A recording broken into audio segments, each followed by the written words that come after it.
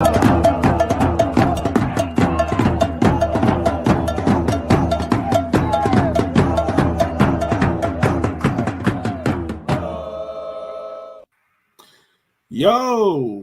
what's going on, everyone? Welcome to the latest and last episode of River City 93, brought to you by Roughnecks Cars, Icarus FC, and of course, for the culture. This is your host, as always, Elliot Barr, and is joining me as two guys that had a week off from watching the heart attack that we know is Richmond Kicker Soccer. It's Matt and Shanier. How are you doing, guys? Doing all right. Was there soccer this weekend? There was a 6-1 buck kicking, and The correct answer was there's a 2-0 or like Dos Acero game. I don't think there's soccer after Friday night. But this is also true. Yeah, Friday night sucked for me. Jamaica sat there. We had to win, and then we drawed it. And now we got to play America tomorrow. And I'm not looking forward to it. Yay. Shanae, how's Haiti doing? Up and down. Sometimes they give you hope, and then like they have a good game, and then they're like, okay, your next game is against Mexico. Oh, great, thanks. Or your next game is against Canada or USA or one of the big houses. His next game against Mexico is supposed to be hard. Didn't look hard.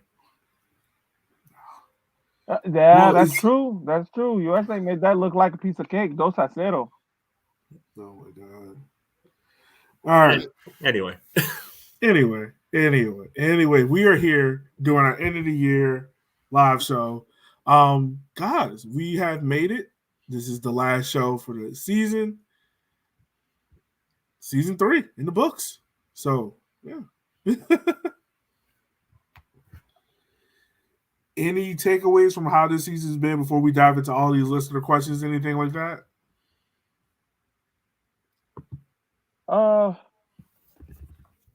It was a roller coaster ride of a season, I must say. In the end, I think one thing we can take away is that I think Darren is on to something. With this being another year under his belt, it seems like he has a plan. There have been setbacks. There have been, literally every season we've had our starting left and right back get injured, and but he still is continuing forward with a plan, and I think we'll see what happens next season. We'll see what next step he brings to the Richmond Kickers.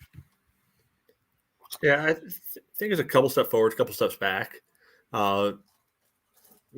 Had some good momentum going in the season. Started on a real high with that first 3-0 win, and then team could never seem to get out of second gear until October or so, late September, early October. They finally started to put things together and got us into the playoffs by the skin of our teeth at the end of it. So while that seems like a plus, technically finished lower on the table than last year, had roughly the same goals for, goals against, kind of splits when you extrapolate out for the longer season versus last year's short season. So a lot of uneven elements to it. It seems like they're either good, when they were good they could be really good, when they were bad they could be really, really bad. And a lot of times those mediocrity in the middle. Yeah, I agree with that. We'll definitely get into it. We talk about how we rate the season and things like that. But I think the biggest thing from this season is, for me, is just how roller coaster this team was at times. Like, it seemed like this team was really, really high. They were really, really on it. And when things were really, really bad, it seemed like things were just really off of it. But outside of that, year 2 under Darren Sawatsky, I think it's a growing success. But I think there are a lot of things to fix going into year 3. But before we get started, real quick, we just want to give a shout out to Avon Megalaeus. He has officially announced his retirement. Played 3 years for the Richmond Kickers as center back, also a club captain. Only guy I know. Ever since he's been here, he's had a different center back partner each year. Year 1 was Wahab. Year 2 was Kyle. This year was Jalen Chrysler. What are you guys' thoughts on Avon retiring? And what do you think the Kickers are missing with him retiring as well? I mean, I'm good. I feel that. Go ahead, Shneur. Yeah, go ahead. All right.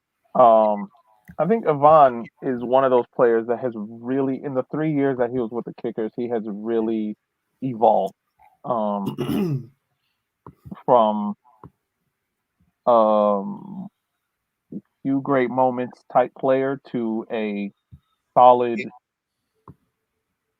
stalwart, basically center back for us and a leader in the back.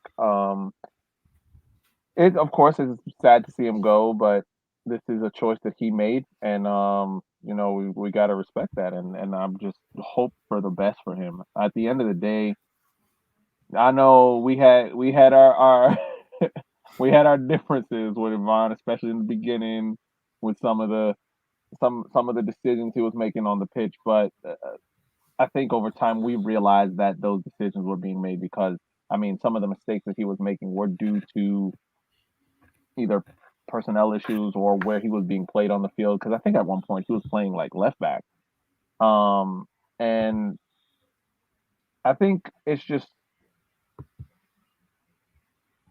one of those situations where he evolved into such a great center back for us, a solid leader, a solid captain, and he'll be missed. But the best to him. Yeah, I've so I first saw him. I think it was what year would have been 2015 maybe when he transferred into Maryland. So watching him then, and he was good right from the start for team that lost in penalties in the quarterfinals of the NCAA tournament.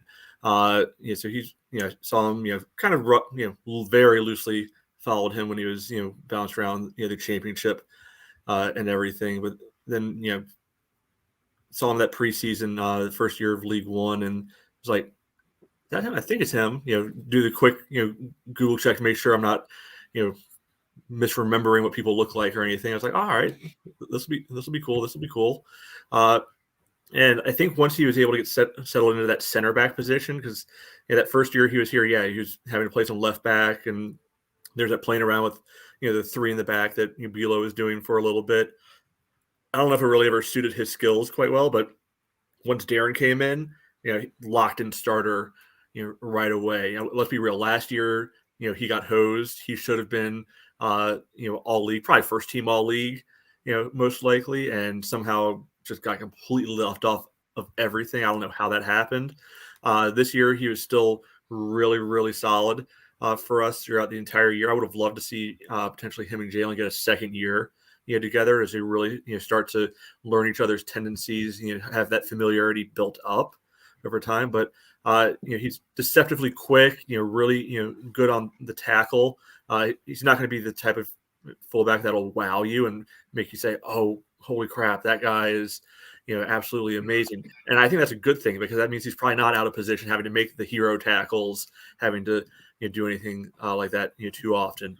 And then he's always good for a clutch goal or two each year. Even going back to college, he scored for us at Notre Dame in the Sweet 16 last year. He got that winner at Omaha. This year, we know that goal he scored 94th minute at North Texas. He comes in strong in the clutch, the big moments quite often. I thought he had more to give. I thought he might have stuck around another year or two. I know he's from Instagram creeping and everything, he's got engaged in the last year and all that. So maybe they're ready to move on, into life.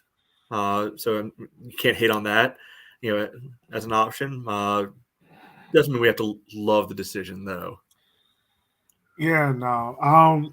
You always know at this level, like, you're more likely to lose guys because they're moving on in life, i.e., Braden Troyer, Scott Thompson. Guys are always going to move on because they're advancing on in life, not because they don't have any more left in the tank.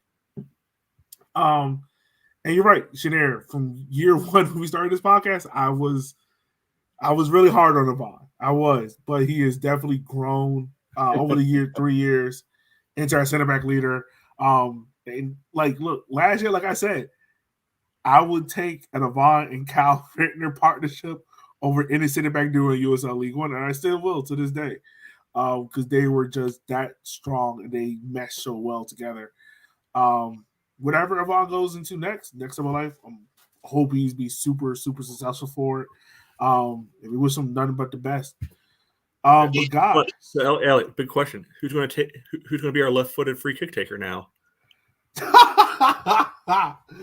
Hopefully not the next center back we bring in. Just my hope. But guys, are you guys ready to hop into these listener questions that we have? Only the good ones. All right. So how we're going to do this is I'm going to go through each question. I'm going to give you the fan response first, and then we'll give our each individual answers. All right. All right. So starting off with the first question, how would you rate this kicker season?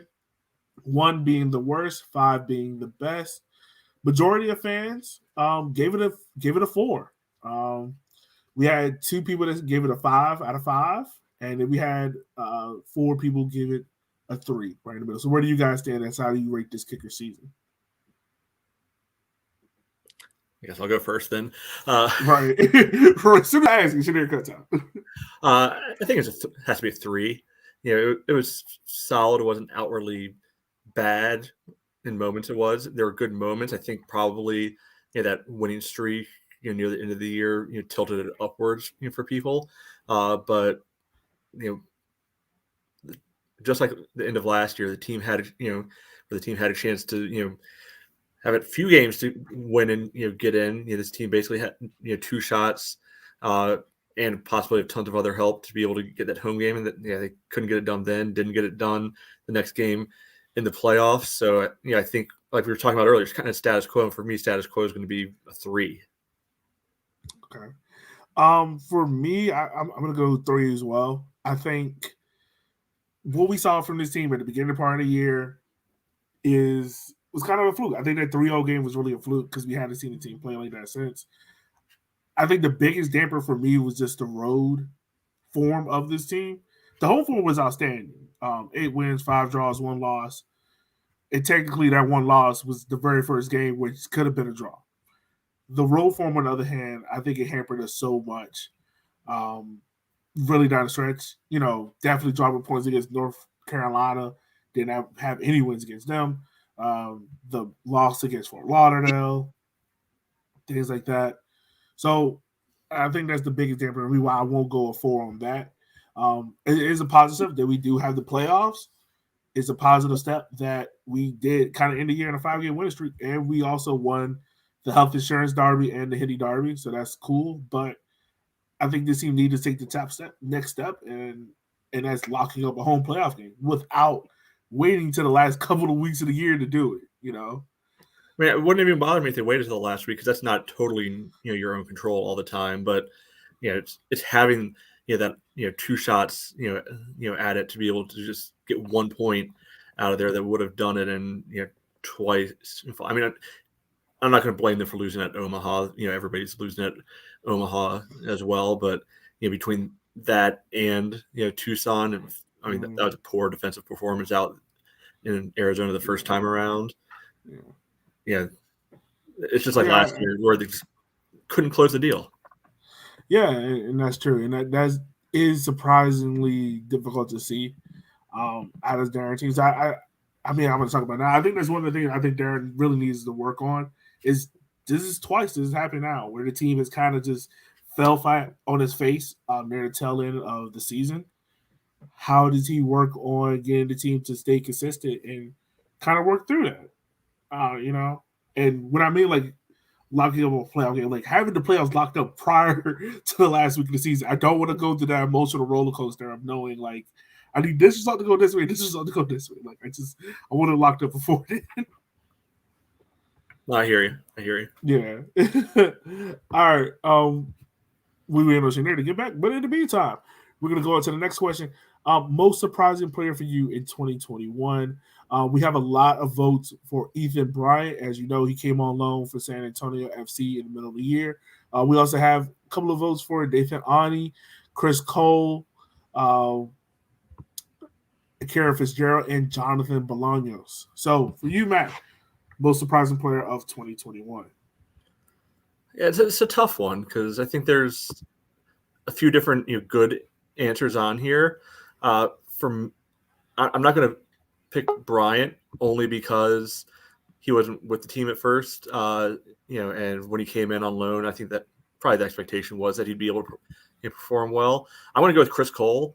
This is a guy that was brought in just to be a practice player. At the beginning of the year, I think they even said that in his signing announcement, like right after the season started. I figured he would be practice fodder, maybe make the bench once in a blue moon, just be a body or something. And by the end of the year, he was locked in, starting at left back. Scored a clutch goal against Madison for us. And I'll be real, I did not see that coming in any universe that was out there. So I think the other names that people mentioned are good options. I might throw Calvo in that list, too. But yeah. I definitely agree with you 100% on Chris Cole. He was not a guy that I saw being our starting left back by the end of the year, and it's so unfortunate as well too because he was the person that kind of missed his mark on the Corfe goal against FC Tucson in the playoffs. But I mean, he was really outstanding. Because the start of the year we had Monty as our starting fullback, and through injury, Cole came up and took his spot. And I really think Darren Sawatsky trusted him throughout the year. Another player that I will give a shout out to is Shannier's never going to be part of this podcast. Is Jonathan Bolognos. I got to say, from all the guys from year one to year two that was part of that young player group, he made the biggest jump in year two. By far. Yeah, 5 goals. I think he had 3 assists. If Bolognos does stay with the Richmond Kickers, because I'm expecting he possibly is moving on to the USL Championship team. If he does stay with us, I think the biggest thing he needs to work on is his crossing. He was a little bit towards the lower end, and when it came to the wingers and crossing and having successful crosses.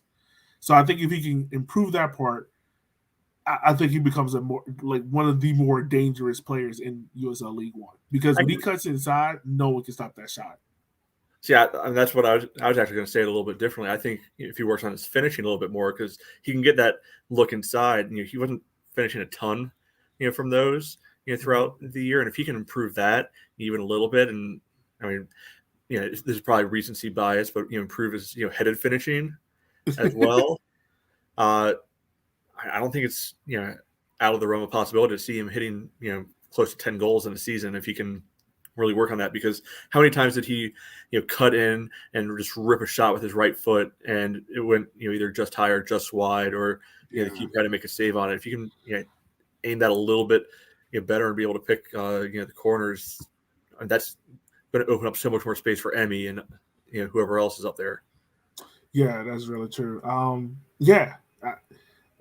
If we have the pleasure of keeping him next year, do not be surprised if John Bolognos have 10 goals next year. Would not shock me at all. Going into the next question, which player would you like to see more of in 2021? So when I asked this question, I think some people might have gotten confused. So what we meant by this question is, what's a player in this year that you would like to see more of 2022? A player that didn't get enough playing time, or a player that might have had a little bit of down year that you're expecting to see more of going into next year? A couple of people put Monty. We got a couple for Olex Anderson and Luke Pavone, Devontae Du Bois also as well. So what about you, my man? That's a tough one for me because Darren had his guys this year. Like he had about 15 guys that he really used, right? And so I think a lot of the likely targets, for this answer got a good amount of time. I think this answer is also going to be, changed a little bit based off of, events since we first sent this out. I think it's got to be Nathan Alney at this point, right? Whether that's at center back. I mean, I don't love the idea of having like two giant guys in the back, together, but it could work. But I thought, as the year went on, when he was coming into the midfield, he was better than I thought he would be, filling in some of those roles. Like I think it would probably help him if he had a dedicated home on the field somewhere. But I think he's somebody who might be ready for that step up in minutes. Yeah. So I'm gonna go a little bit different. I'm gonna say Victor Flock. Simply because I think with Zaka coming in, Victor gets moved kind of further up into the center mid spot, and I don't think it was his natural spot. So I think in that it kind of decreases minutes. And what we saw a lot for him from last year was how great he was just kind of sitting into that whole space in the midfield and kind of be able to spray and distribute passes, but also working well with Riley Kraft. Yeah. So he's a player that I would really, and not saying like had a down year, but I believe that he didn't have his best year, just because he got this place. And there's nothing wrong because Zaka is a wonderful player. So he's a player next year I would like to see. Let me throw a concept out here to you. What do you think about Victor moving into the center back spot? I don't mind it. How tall is Victor? That's another question. I mean, I feel like he's pretty big. I feel like he's 6 something. Oh, that's my thing. Keep talking. I'll come. Well, while Matt is looking for that, Shanir, the question we are asking right now, first of all, it's good to have you back, buddy. Is your internet stable? Yeah, my internet's a little wonky, but we'll try and power through this. What was the question? So the question is, which player would you like to see more of in 2022? And with that, it's like a player. It doesn't have to be a player that had a bad year, but it could be a player that kind of had a dip in form that obviously that could go back up. Oh, he's listed at 6 foot throughout the entire. Yeah. So I mean, look, if Victor. Oh, what fault you? Go ahead and finish. I'll go and finish my statement later after you. No, I was saying, is it a dip in form throughout like the entire season or during a portion of the season? It could be either way. Just if you feel like you want to see more of them in 2022, but they had like a dip in form from last year to, or didn't get the minutes you wanted or thought they should get. Yeah. I would say temporary dip in form at a certain point of the season was for the biggest high profile dip in form during a portion of the season for me was Matt Bolduc. There was a period, I think this was around the time where Darren was still trying to figure out how to use him. But with the arrival of Ethan, that changed things, and I think Bolduc was really able to pick up his pace and pick up his quality back into play. For him, there was a period period around the middle of the season where he had a real dip in form, and you could even see it in his body language and his demeanor that he even felt that he had a dip in form. In terms of a complete dip in form for the entire season, I would probably say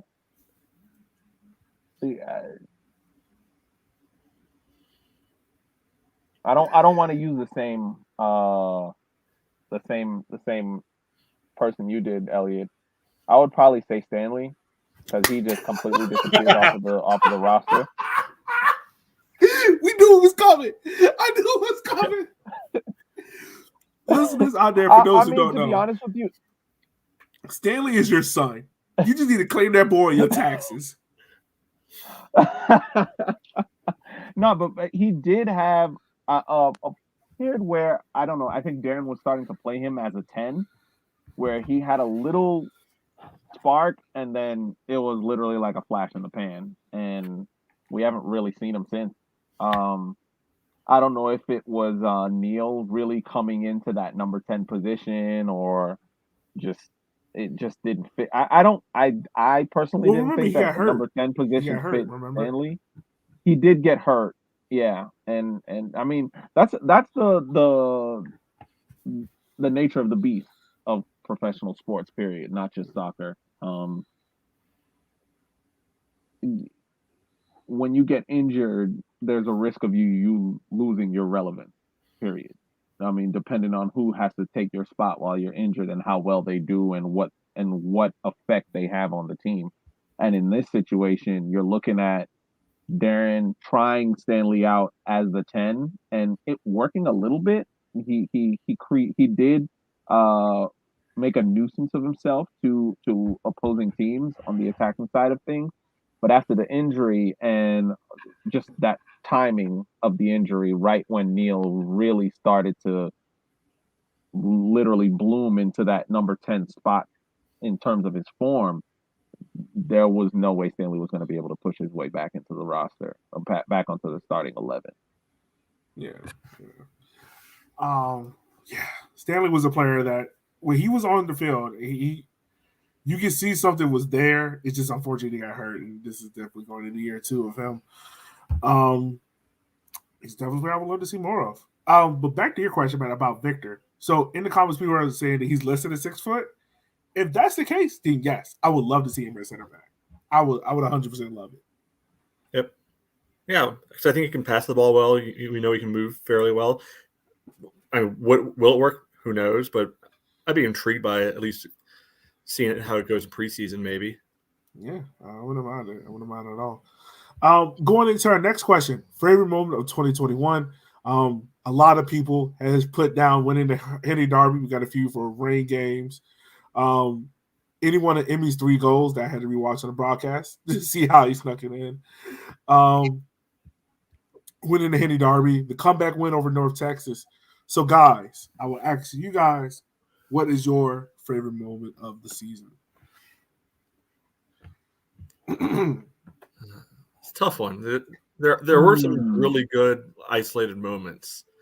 I think the 3 that popped to mind right away while I try to decide which one it is. I think opening day, we were riding a high right then, beating the crap out of New England.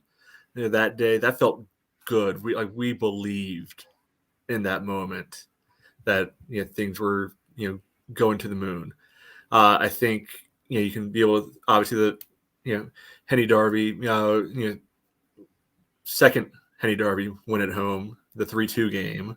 First one was kind of a typical snoozer.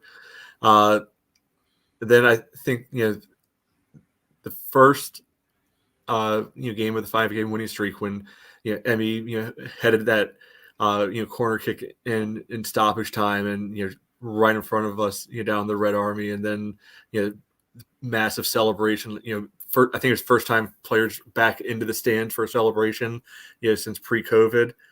That just felt good. So I think I might go with that one just for like the isolated moment, because leading into that, it felt, we remember those conversations leading into that. It was all right, well, maybe if they somehow win 5 out of 7, they can sneak in or something. Now, let's be real. Did we really think that was going to happen? No, absolutely not. No, we thought we were struggling to believe to see if we went 3 at one point. Right. We thought they might string us along a little bit. I don't think anybody really believed. And then as that game was going on, I wasn't feeling good. And then you just get that release of, yes, holy crap, this is amazing. So I think I might go with that moment as the individual moment of the season. Yeah. What about you, Shanair?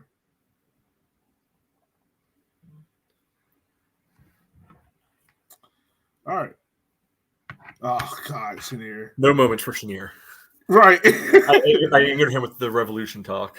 All right. So for me, my moments of the season is definitely second Henny Derby. That game will that game was up there. Like that's probably one of my favorite games since we've done this podcast because that game lived up to all the hype and more.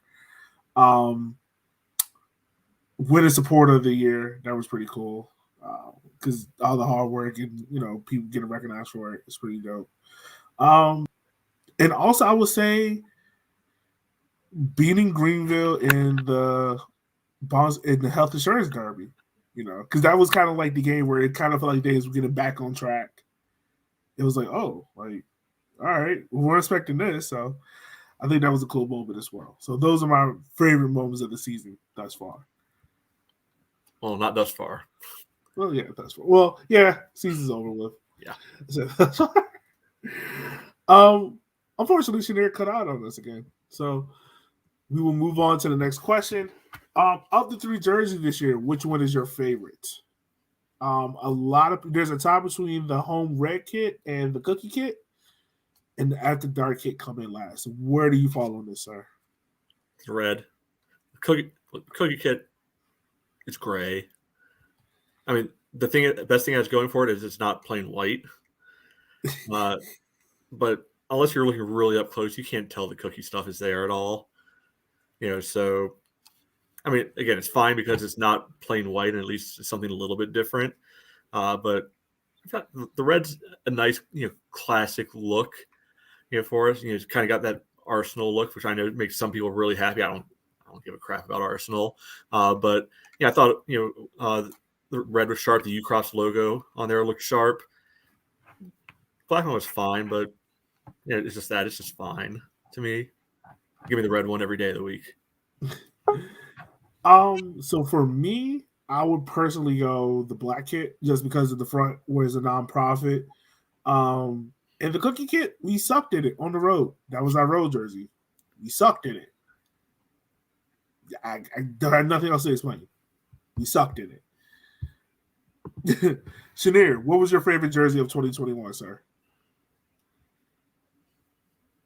It would have to be the away kit. The kickers away Perfect kit. split. Perfect split. The Ucrops cookies. The Ucrops rainbow cookies. How? We sucked in the road in it. I don't know. There was just something about it that it just and the fact that I know, when you're watching it on TV or from really far away, it just looks like a light gray on the off-white kit with rainbow Ucrops on it. But I like the design. I don't know. It was paying homage to the Ucrop rainbow cookies, which are extremely popular. But I don't know. I just liked it. You're allowed your opinion. All right. Elliot might not think so, but you're allowed your opinion. Yeah, you're allowed your opinion, sir. You're totally allowed your opinion. All right. Moving on to the next question. On the field, what is the number one need for the kickers going into 2022? A lot of the responses says another proven striker outside of Emmy. You also have attacking minded fullbacks, a controlling midfielder, a stronger defense. So, what are you guys' number one need for the kickers going into 2022? I mean, to be honest with you, for me, I think I know it's not going to happen, but Ethan Bryant. When he came into the squad, I think he was that puzzle piece that Darren was missing, and it's weird, having he's basically a kid who's 20 years old, 19, 20 years old, coming in, but how quickly he assimilated into the system, how basically it was like a domino effect off of him fitting into his position perfectly, just made everyone else so much more comfortable in there. And if I know it's very far fetched, but at the end of the day, if we can figure out a way to keep him, as much of a long shot that is, I think that would be very key to us moving forward and developing and evolving even more next year. Mm-hmm. Okay. Matt, what about you, my friend? It's tough. I think it's another goal dangerous, goal productive player, whether that's in the wing or in the midfield. I'm not too picky on where that comes from, but to be real, once again this year, Emmy scored half, if not more than half our goals. Yeah. It can't be sustainable for a third year, right? Eventually, and even if he keeps the same numbers, team needs to boost its overall goal scoring, total up a bit to really be reaching the levels that we all want them to reach. So we mentioned earlier Bolognos, he has potential to move up, in goal scoring. I think that's absolutely doable. But you need at least another secondary scorer. Did anybody else, even get to 3? Maybe Olex had 3 this year. Olex. A lot of people on 2. Yeah. It's another year of that. We need another person that defenses actually have to key on and pay attention to within 25 yards of goal. So that way everybody doesn't collapse on Emmy and he has to magically find space. I mean, he will, because he does, but lighten up the load for him a little bit. So whether that's out of the midfield, whether that's from the opposite side wing, I don't care where it is, but we need somebody else who can reliably be able to chip in 6-7 goals. So mine is probably gonna be a lot different than everyone else's. Fine. And when I say this, I don't mean this to slight anyone. Find quality depth in certain positions. So goalkeeper, Akira, we all love Akira. Don't get me twisted. Don't get me wrong. We love that man. He is a hometown legend here, but he is getting up there in age. He faced a stuff of saves, set the league on the record, 10 clean sheets, but that's only sustainable for so long at his age. We saw it there to telling it this year. Omaha, FC Tucson twice. Teams are starting to key on him from deep. It's getting tougher. I think we need to find a quality backup goalkeeper that can kind of lessen the load up on him. I still think Avisa could be that guy. He had a bad game, the one game he played, but then he got hurt, and they were never going to play Causey this year. So I don't think there was much of an option for Akira to get rest. I think that was clearly part of the plan to give Akira some rest here, because that's why they played Avisa in game 3. Well, I mean, that's the thing. We don't know the depth of his injury, but I would just like to see if it's a Visa or not. If it's someone else, maybe Brad Miller from Charlotte FC. I'm just throwing that out there. Why would he come to be a backup? No, he would have come to be a backup. Maybe challenge to be the starter. Look, I could dream, okay? But yeah, for Akira, I also think, of course, another proven goal scorer, whether that's someone's on the roster or whether that's someone coming in. I think that's a definitely key need. And then quality depth in the center back position. Yes, Chrysler, despite his homegrown, is there. It says whoever we bring in, but I think having more than just 3 center backs, because let's be real, we've been lucky with our center backs not getting hurt. It's been more so the fullbacks. But I don't want to risk luck if having a rotating door with center backs. So I think that's a key need there. Yeah. And so we go on to our next question, which is going into 2022, who are your first 5 re-signings? A lot of people here had Ethan Bryant. We got a couple for Stanley.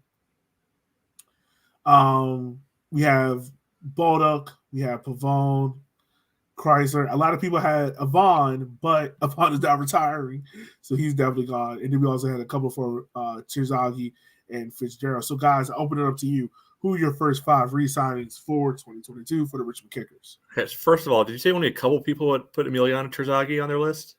No. I said a lot of people had Emiliano. A couple of people had Fitzgerald and Jalen. All right, I was just double checking, because anybody who does not have that man at number 1, number 2, and number 3 on their list is definably wrong. Well, I mean, he's already resigned for year 2, so you don't have to worry about it. Yeah, but I mean that's not part of the exercise. It's basically who are the 5 players you start your team with, right? Yeah.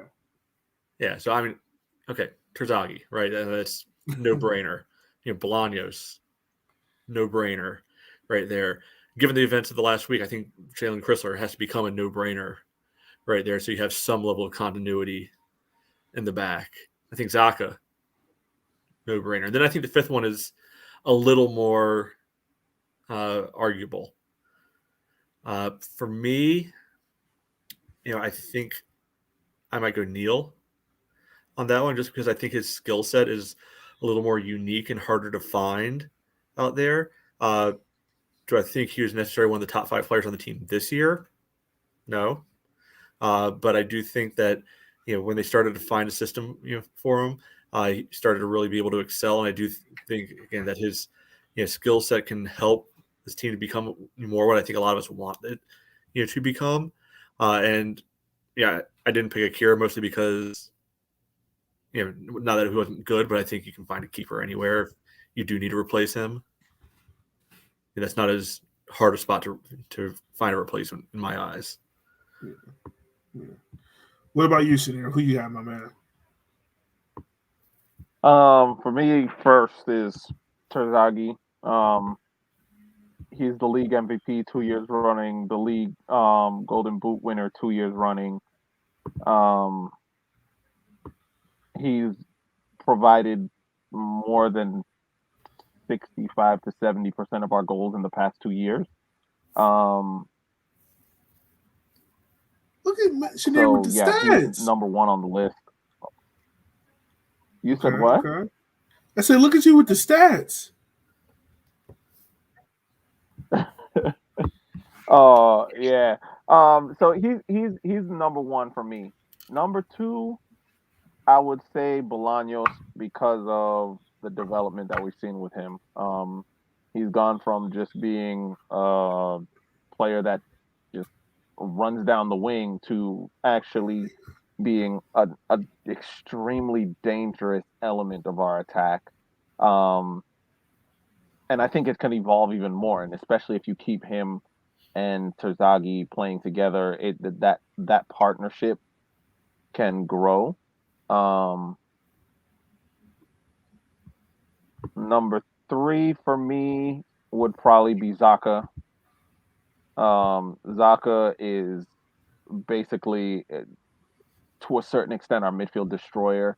That is very, very key, and especially the way the game has evolved lately. That your defensive midfielder is probably one of the, if not the most important player on the field, in terms of transition from attack from defense to attack, protecting your back line, an outlet for your center backs when they win the ball, and I think Zaka is very, very, very key to the future of the Kickers, at least for next season.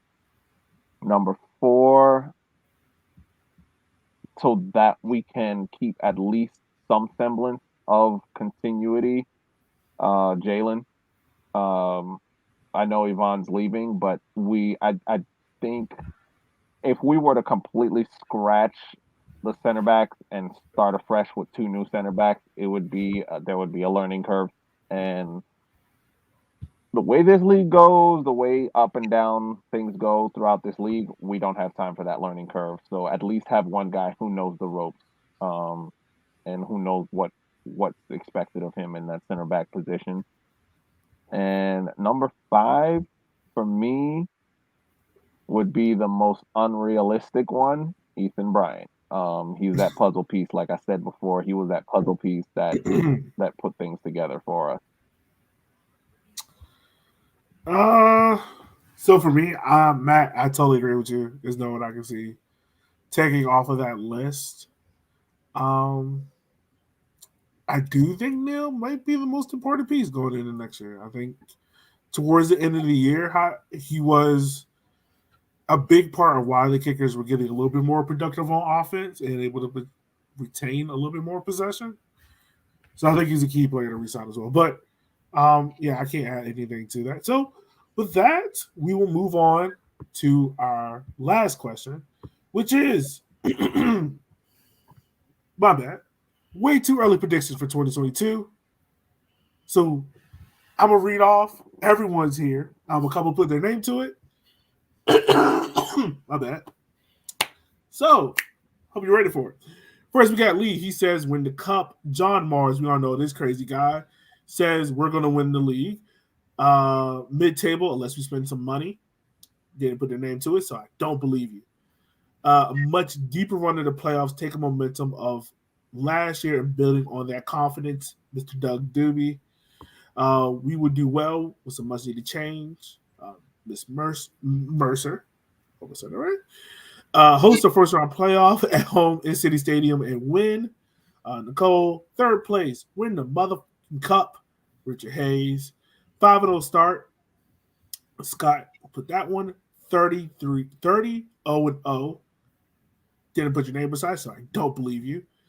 And then the last we have third in the league, regular season, and then cup champions, Gabe. So guys, I ask you, instead of just giving me one, I want you to give me two way too early predictions that you have going into 2022 that I'm going to hold you to, at least to the first month of the season.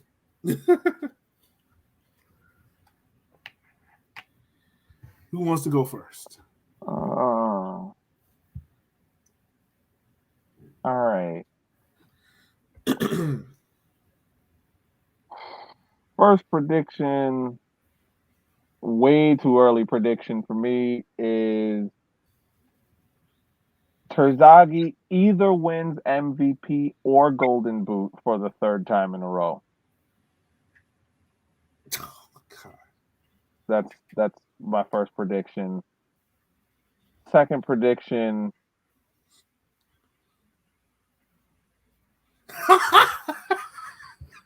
I love Richard. For those who can't see who's listening to audio, Richard was like, Richard has to go first because it's crap. I love Richard. I mean, yeah. I mean, you can't argue with that. No. Oh man. All right, which other one, Shaneer? What fault? So I'm struggling to find a second one.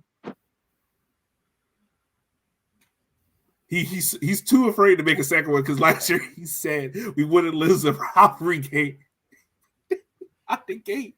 And I think North Carolina was one of those rivalry games he counted.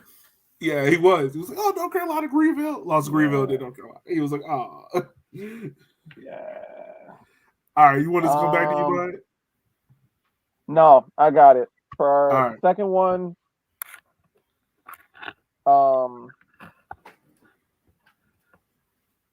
depending on our signings during the off season, I can predict us reaching to the point where we're playing against either a USL championship team or an MLS team. We're running that deep into the US Open Cup. Okay. Oh, I like it. Oh, all right.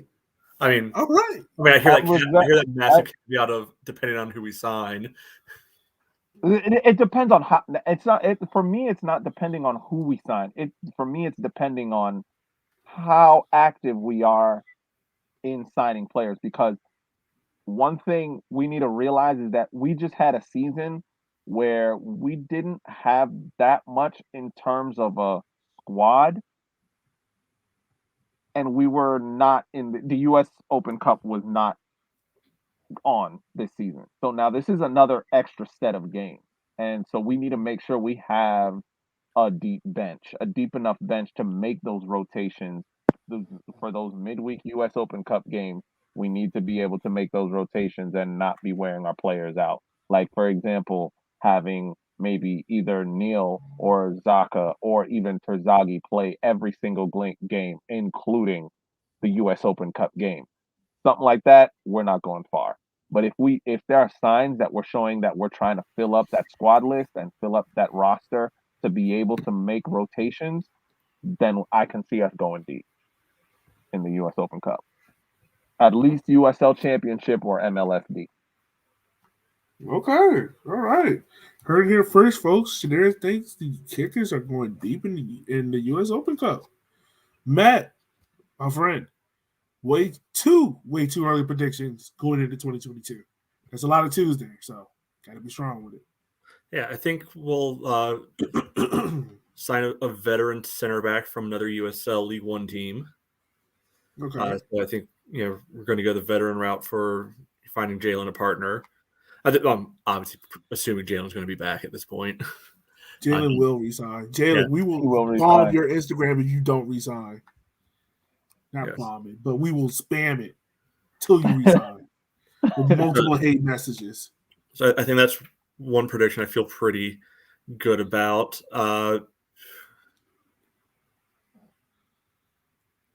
See here. I think we'll sign a player coming straight out of college who but within the first month of the season will have won a starting job. I don't know what position yet, but I think this team will probably need another youth infusion right now. For USL League One level, they were kind of a veteran team this year. I think we're going to see a few more rookies, guys on the 21, 22 age group come in and replace some of the guys who will be leaving. So a little bit different angle with some of the predictions. If we're going to way too early on the table, I think comfortably playoffs. Interpret that as you will. All right. I like that. I like that. All right. This is what I got for you. I've been riding the nail train. I was hyped when we signed him because I think he's one of the underrated players in USL League One. He didn't start well in Richmond, obviously so, but near the end of the year, I think he became better. I think he became a little bit more solid. So what I'm going to say is that Neil will have a 5-5 year. 5 goals, 5 assists going into 2022. He already proved it. He has 2 goals so far, 3 assists. Each year, he's gotten better.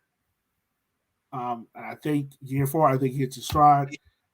I think he'd be successful. Also, I think the Richmond Kickers, and there's going to be a couple of people mad with me, but I'm going to say it anyway. I think we will sell, not just release. I think we will sell 2 players to USL Championship teams for a nice fee. Okay. I can see who one of them is. Who's the other one? So the one is Bolognos. Who's the other one? I think the other one is you guys are probably gonna laugh at me, but I can see a team sniffing around at Chris Cole. I can see someone sniffing around Chris Cole, or I can see someone sniffing around at Victor Flack and being like, "Oh, we'll take him." I can see it happen because I think Victor's young enough, and I think he's proven to be a good enough number 6 at a lower tier championship side or a high tier League One side. So I can see it happening. But I think Bolognos definitely is one. I don't see why a team would pay us for either one of those guys, though. For Bolognos? For Cole? No, for Bolognos, I can see that. For Cole, Bolognos, I think I can see that. Yeah. Bolognos, I can see it. But the other two? Those are the 2 I think that have at least a high upside enough. So those 2. I couldn't go with no one else. Okay. Now, okay. I feel like it's more likely that Cole starts the year on our bench than he does on championship team. I think Cole's a starter. If he starts, I think he's a starter. I mean, again, we need to think about the fact, what are they doing off season? What form are they going to come back into the preseason with? Oh, trust me, we're stalking Instagram pages. That's what Matt's on the podcast for. Yeah, you're not doing it either, right? Yeah. Stalking Instagram. So what are you doing? Yeah. So I think that all depends. Because to be honest with you, if we just literally had to change one center back and stick with stick with the rest of our back four, I wouldn't be opposed to that because when the longer they play together, the more they play together, the better. Yeah. Oh yeah, The it's like better the they case like play. Greenville. Like that team has been together for the core of that team has been together for the better part of 3 years. Yeah, but they've been good the whole time. Exactly. Yeah. Yeah, we didn't start good. I mean, no. I know they've been good the whole time. And that's one thing that I think the impatient and recency bias of soccer fandom kind of shoots soccer in the foot with is that whole mentality of it's not working, so scratch it. At the end of the day, Calvo and Cole didn't look very good when they first were starting games. And by the end of the season, that back line was no surprise. It was no surprise. At the end of the day, Cole. you knew it was going to be Cole, Calvo, Ivan, and Jalen. You knew that was going to be our back four towards the end of the season. And at the end of the day, whether there were errors or not, the more they play together, the more, the communication would be better, the chemistry would be better. And I don't know, they just seem to be, whether there were still errors happening or not, they seem to be more comfortable with each other. So if you were to completely scramble that and only maybe keep Jalen, you're looking at a relearning process at the beginning of next season. I think you can upgrade the right back spot. We've talked about it. Like with Calvo, he struggles in what? 1v1 defending. Yeah. He struggles in it.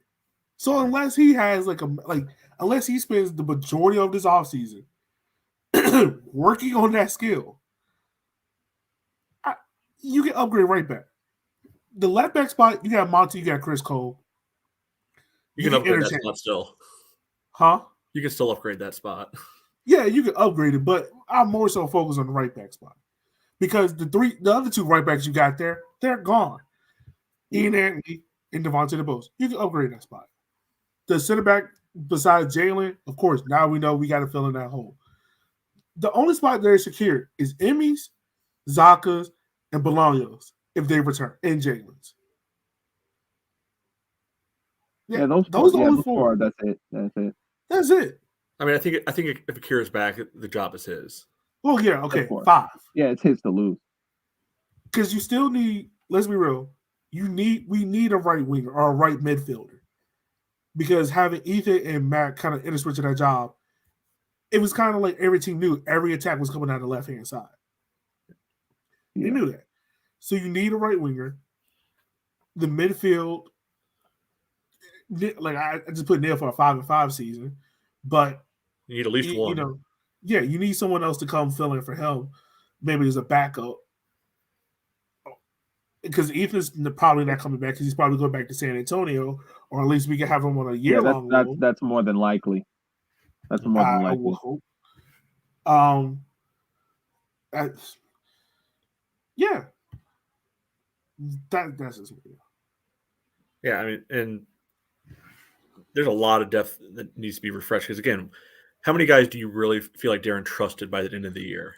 Yeah, because a lot of depth we had from Darren's first year to this year didn't get in. Completely vanished. Cameron Vickers left to go to 1904 in Nisa. Stanley got hurt. Who else? Mumbai barely got it. Like when got hurt and never made it back. Yeah. I mean, he was a deep reserve to begin with. Let's be real. Yeah, Zeb. We saw that man for all of 10 minutes last year. Yeah, he'll still be on the injury report next year, no matter what. He has to be on there just for vibes. Nathan Ani, he's a good backup. Yeah, he's a guy that I think Darren actually trusted to use. Yeah, but I think like he's a kind of like a utility man, like a Swiss Army knife type player. Yeah, but if Darren's going to use him in the midfield, he's developmental. He's not like a keyed-in starter. He's a developmental piece. Luke, as much as we love Luke, let's be real. Luke is a fill in the hole player. He's not a starter, but he's a fill in the hole. Like if I need someone to do 10 minutes at right back, 10 minutes at midfield, 10 minutes at winger, I can throw him in there and just cause havoc. Hernan started out the year, and we talked about just how much the team looked behind it when he was on the field. So you probably need another backup striker or another striker if you want to go 4-4-2 or whatever, beside Emmy or behind Emmy. And am I forgetting anyone else? Olex. I don't think Oh Darren. yeah, Really, Olex. Darren didn't really trust him by the end. He didn't. Yeah. He didn't. And I think the problem with Olex was just defense. Like the thing about Darren is you have to defend, and if you're not going to defend, Darren's probably isn't going to start you because the way how Darren sets his team up. That's not a fault of Olex because most attacking players don't like to defend. I mean, but it's kind of a fault. Yeah. Well, yeah. But I think the biggest thing with Olex is in the final third, he was just too infrequent. You know, the goals we saw from him were spectacular, but we never saw him do the. How can I say this? We never saw him do the boring well. You know what I'm saying? Like, it was always full speed. Ahead. Yeah. You know, or like looking just to pass the ball around. You know, it was always like either we're bumping over the top and he's threw ball in, or it's and granted he had a couple of assists, but it's just he never did the boring enough well to develop and become a key starter like we were all anticipating for him to do. So with that being said, I think the biggest thing is that Darren just really needs to look down the squad and be like, all right, first of all, figure out who you can resign them. Who you want to resign. I mean, I think you probably knows that already. Yeah, who you want to resign. And then from there, I think you need to go get some quality depth, either from some of these USL championship teams that in the lower tier, because kickers don't have that much money. So go get teams from the lower USL championship tier that can come in, either be key starters or key backups. Look around USL League One because we did find Jalen Chrysler. He was a backup in Madison and didn't even start. Now he's just starting to sit back here and arguably could have been in that USL second team.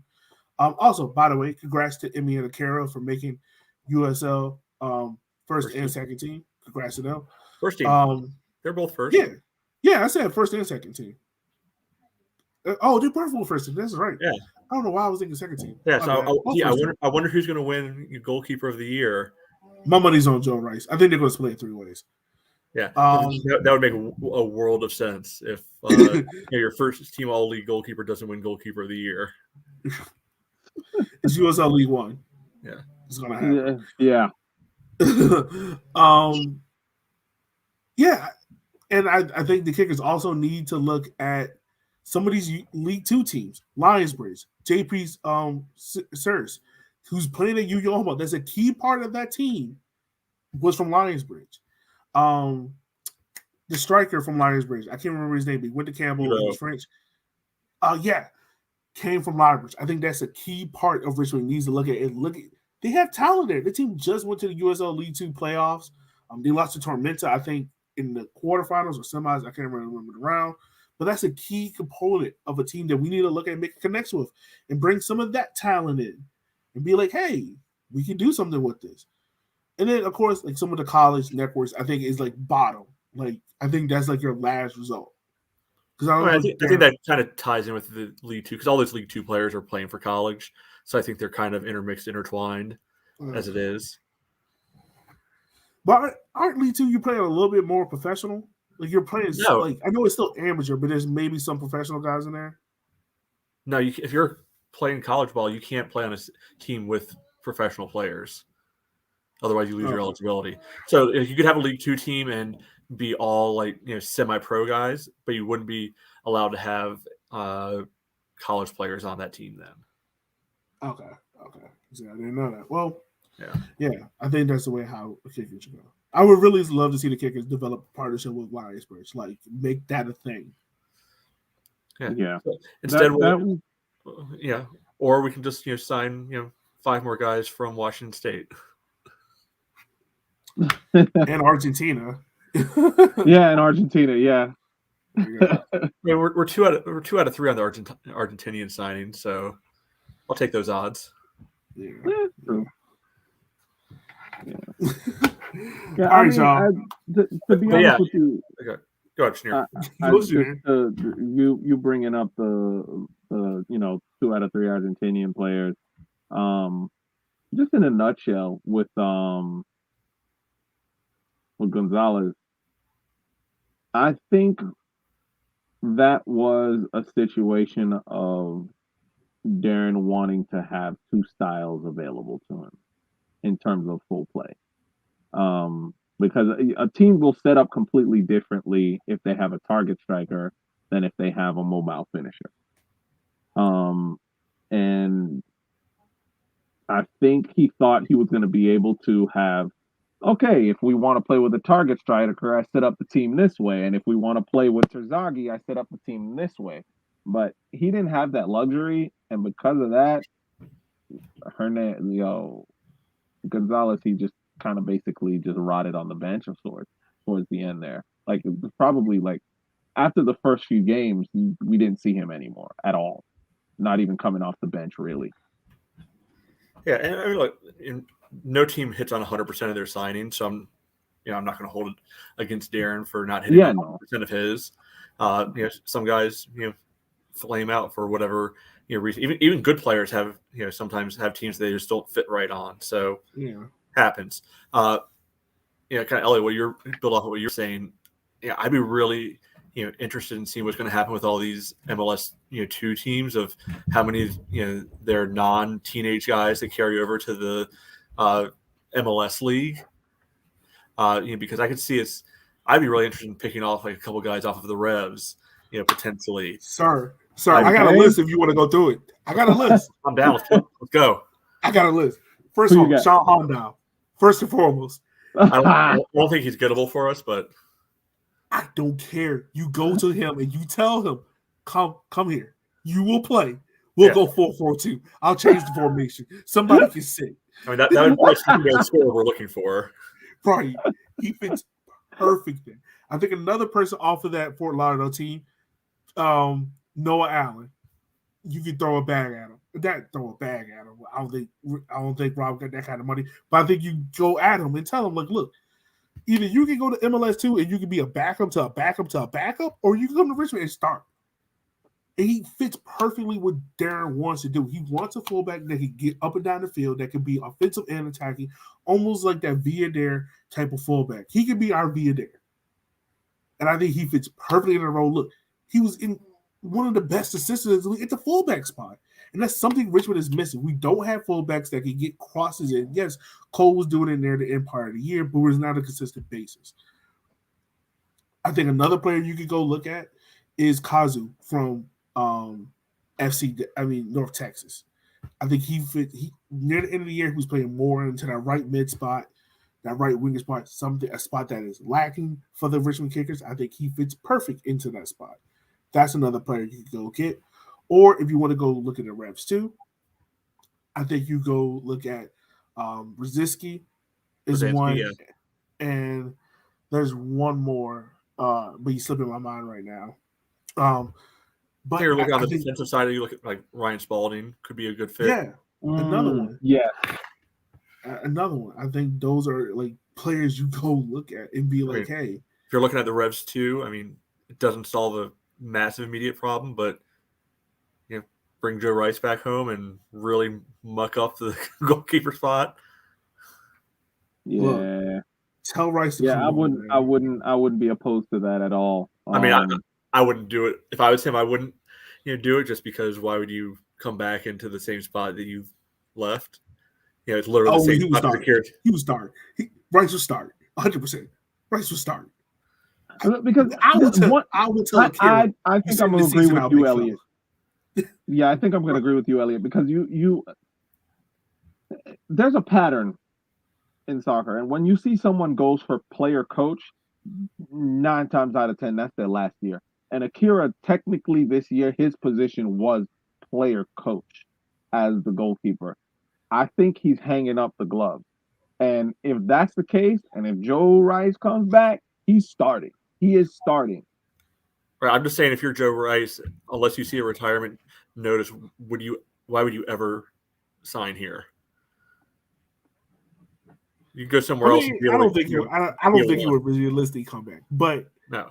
I would just love it if he did come back. Yeah. So I'd be interested in mining some of those teams. I think the other thing that this team could probably use, and it doesn't really matter what position it comes from. I think bringing in somebody from a winning culture, can help. Yeah. Because pretty much all the guys we brought in, I mean, most of them were pretty good, but they all came from other losing teams, right? If we can get a couple guys, and they don't have to be primary, starting guys. They could be top reserves, but coming in from, steal a guy off of a Greenville, steal somebody off of an Omaha or a Chattanooga, places that are building that culture of winning, or get a guy coming down from a decent championship team that wasn't really getting minutes, but is hungry to be able to play more, and bring that little infusion of just F you, we're gonna win, I don't care how. Yeah. Also, another player that I think is a realistic signing for the Richmond Kickers is Kevin Polotz from Toronto too. Yeah, he's bounced around. I think he's a realistic signing as well, because I don't see him going to Toronto MLS 2 side. So I think that's a realistic signing. Yeah, I can see that. Yeah, there's so many so many questions unanswered with what that league is going to look like, and therefore what's going to be the market for different players. Yeah. I mean, if I'm MLS, in this league now, I don't see why I'd want some of these like 24, 25-year-old guys that are perfectly good, League One players, but for purpose of their league, what's the point? Yeah, exactly. So with that being said, also we have, because I know everyone's going to ask, we have Northern Colorado coming in, Central Fuego, Just Fresno. Fresno area. Then, that's 2022, 2023. As we have Fort Wayne. Oh, there's one more. Lexington. Yeah, Lexington, that's right. And Spokane. Is Spokane official yet? Yeah, they're official. Okay. I wasn't sure if they were official, because I know they don't have an owner yet, and I know like some MLS, some other owner was trying to angle in to steal the stadium out from underneath the USL. So, and then there's rampant rumors that Charlotte's going to be dropping down. Yeah, and we might see some of these decent teams like Independence. Because now, doesn't Charlotte have like 3 teams now? Which Charlotte? Independence. Okay. And Austin Bow is another rumor that Austin Bow could be moving to Fort Wayne, Texas, and they could become another League One team. So the league is going to be expanding. It's just depending on where and when within the next 2 years. Yeah. But guys, anything else we got before we wrap up? Yeah, I think. Yeah. Senior, go for it before as Richard says, before your internet goes. No, I was just gonna say that one thing that I am glad about is this year we officially made City Stadium a fortress. We only had 1 loss at City Stadium this season, and that's big. So, yay us. Yeah, and we can build on that though, because the crowds are not all the way back yet. We can do better. Season tickets, they're up, they're out. Prices are very reasonable. I don't want to hear people complain about $150 for a season ticket. That's $10 a game. You can you can swing that, and I almost positive they offer payment. I don't want to hear anyone complain about a season ticket. If you go to watching the football games, you are spending more than $150 per game. You will be fine. Buy a season ticket.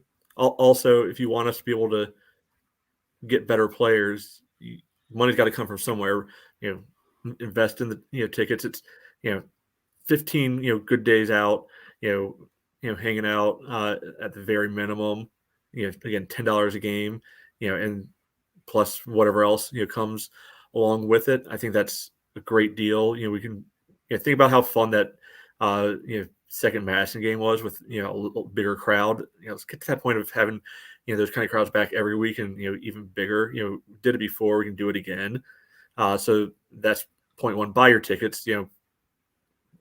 treat yourself to a nice, Christmas, Hanukkah, whatever you choose to celebrate, gift in that way. Two, one, shout out you guys. Thanks for inviting me into this for this year. Really enjoyed it. Always fun to be able to talk about the team most weeks. I